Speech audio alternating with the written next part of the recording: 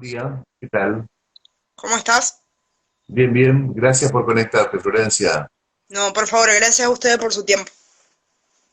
Te queríamos preguntar sobre, bueno, vos en principio integrás el Movimiento Popular La Dignidad, eh, y hay un par de actividades que son interesantes de conocer en relación a las organizaciones sociales que están en situación de emergencia también, ¿no? Contanos un poco cómo atraviesa esta situación mundial a este grupo de personas que en situaciones, digamos, de normalidad, entre comillas, tiene un rol importantísimo, ¿no? Bueno, ¿qué tal? Bueno, primero buen día a todos quienes nos están viendo, escuchando, y muchas gracias por su tiempo nuevamente. Bueno, nosotros en este marco, ¿por dónde arrancar? Porque la verdad que es una situación sumamente compleja la que estamos habitando desde las organizaciones sociales. Nosotros, una de las situaciones, digamos, en las que nos encontramos es que a la emergencia sanitaria actual se le suma que las organizaciones sociales ya hace mucho tiempo venimos planteando la emergencia en otras en otras áreas más allá de la salud, ¿no? Nosotros, bien sabrán ustedes, nosotros conformamos, somos parte de la UTEP, somos parte de la Unión de Trabajadores de la Economía Popular, y en ese marco y junto a otras organizaciones, ya hace un par de años veníamos planteando la emergencia alimentaria, por sobre todas las cosas, ¿no? Social, obviamente, siempre desde la postura de que a las condiciones objetivas, digamos, siempre hay que afinarlas con otras cuestiones, hay que pensar políticas de educación y salud acordes, ¿no es cierto?, a la situación. Pero bueno, eso no venía pasando en el marco de cambios de gestión, de elecciones y demás. Fue un escenario muy complicado. Después, bueno, al comenzar el año, digamos, pensamos que el escenario iba a ser mucho más ameno, ¿no es cierto? Y después nos encontramos con esto. Entonces la emergencia sanitaria realmente nos agarró en una situación de mucha escasez de recursos, nos agarró organizados y organizadas, ¿no es cierto? Pero seguimos reclamando, digamos, cuestiones alimentarias muy básicas, y a esto se le suma que no nos encontramos con la infraestructura necesaria para afrontar el aislamiento social con el protocolo, digamos, pensado en fino, como está propuesto desde la política de Estado, ¿no es cierto? Entonces, en ese sentido, como organizaciones tuvimos que salir no solamente a sostener en este momento, digamos, fuertemente articulaciones con el Estado nacional, provincial y municipal, sino que también a pensar nuestros propios protocolos, ¿no? Nosotros, como bien sabrán ustedes, digamos, poder cumplir las medidas de distanciamiento social y el aislamiento obligatorio implica que, digamos, es una política de Estado pensada muchas veces desde la óptica del núcleo familiar o del núcleo socioafectivo, desde un núcleo que cuenta con condiciones que tienen que ver con una vivienda digna, con poder tener los recursos para mantener ese aislamiento, inclusive con recursos simbólicos, digamos, que tienen que ver con el acceso a las redes, que tienen que ver con poder mantener, digamos, como ciertos vínculos comunicacionales que permitan sostener también la salud mental de todo ese proceso de aislamiento, ¿verdad? Y nosotros en las barriadas, en la mayoría de los territorios donde trabajamos, eso no lo encontramos, ¿no? Entonces muchos de esos protocolos también implicaron que haya territorios eh, que el aislamiento que construyeron fue más que nada barrial, ¿no? Poder sostener digamos, algunos vínculos mínimos de circulación en el territorio, sobre todo de aquellas familias que asisten a los merenderos y comedores para poder acceder, ¿no es cierto?, al plato de comida del día. Eh, y bueno, un poco, digamos, fue esa la dinámica que supimos construir en este marco, ¿no? Nosotros, como ustedes sabrán, digamos, tenemos una red sociocomunitaria que uno de nuestros principales trabajos de base es precisamente la cuestión alimentaria, es construir medidas de seguridad alimentaria en los comedores y merenderos, junto con otras herramientas que tienen que ver con la promoción de derechos, con la promoción de la salud, con la promoción de la educación. Hay algunas de esas situaciones que obviamente nosotros le decimos pasar al freezer algunas actividades, ¿no? Y que lamentablemente tienen que ver con esa promoción de derechos muchas veces, ¿no? Uno se acota, digamos, a lo que tiene que ver con poder garantizar las políticas de Estado en relación, digamos, a respetar los protocolos de emergencia sanitaria, pero después empiezan a aparecer otras cuestiones que tienen que ver con problemas estructurales muy grandes. Nosotros, digamos, otra de las variables, digamos, que atraviesan esta situación es que los protocolos de emergencia sanitaria no solamente responden a evitar los contagios que tienen que ver con el COVID-19, sino también que nosotros en las barriadas nos encontramos con grandes problemas que tienen que ver con el dengue, ¿no? Y con la Claro. falta, claro, y con la falta de infraestructura para poder afrontar eso, y con la falta de información que muchas veces circula, no, directamente la información que no circula en las barriadas al respecto. Entonces, en relación a eso, no solamente hay que salir a desinfectar las barriadas, sino que también hay que pensar en actividades de fumigación, hay que pensar en salir a concientizar a las familias en términos de que lleven adelante los descacharramientos. Encima, estamos en una situación. Ahora, digamos, estamos terminando el famoso abril lluvioso, digamos, no creo que nos espere un mayo mejor en esos términos. Y bueno, y también, digamos, las personas comienzan en esta época, digamos, se empiezan a enfermar, empiezan a aparecer los resfríos, las gripes, las condiciones, digamos, de las personas que están en los grupos de riesgo, lamentablemente no mejoran. Entonces, en esa situación, digamos, no vemos un escenario muy clarificador, ¿no? Respecto de la emergencia. Obviamente las organizaciones sociales siempre seguimos laburando, nosotros sostenemos que somos parte de esa primera línea de fuego, ¿no?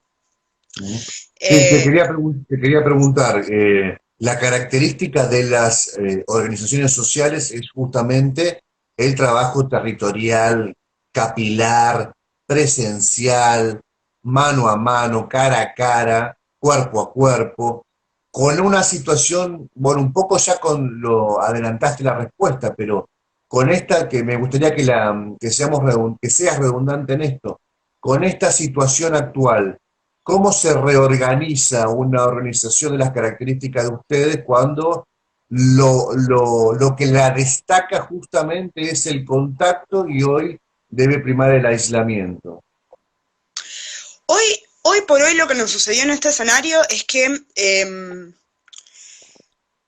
nosotros estamos optimistas con un aspecto, digamos, de esta situación que tiene que ver con que tiene que empezar a haber un cambio de paradigma en relación a cómo está organizada la sociedad, no solamente en su producción y en su reproducción, ¿no es cierto?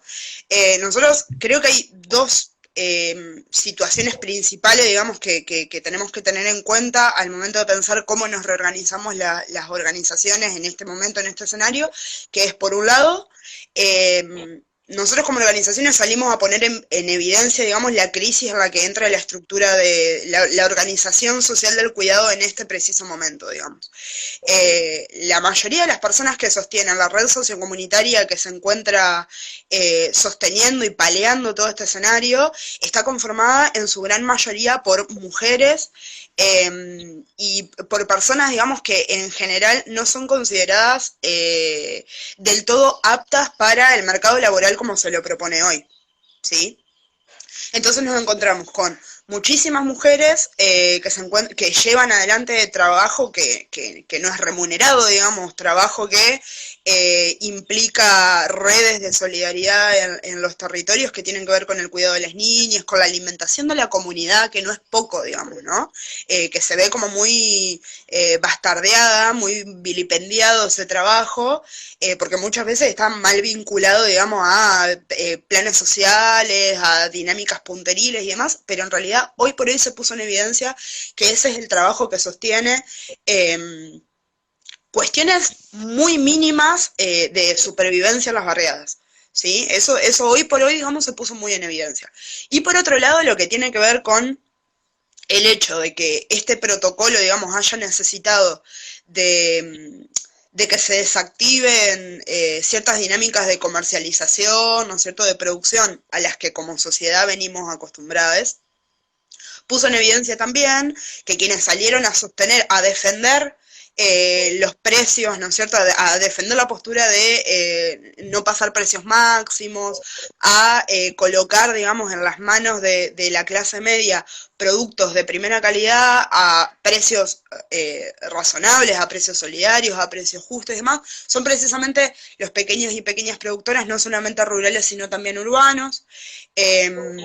Estamos en un momento, digamos, en el cual como sociedad tenemos que poner en valor, digamos, la construcción de la economía popular, porque son precisamente aquellos trabajadores y trabajadoras quienes siguieron sosteniendo incluso servicios muy mínimos que tienen que ver, por ejemplo, con el cuidado con las tareas domésticas, ¿sí? Y a su vez también es un sector que en ese sentido, digamos, es el que más riesgos económicos corrió, porque son las primeras personas que se quedaron sin ingresos informales, ¿no?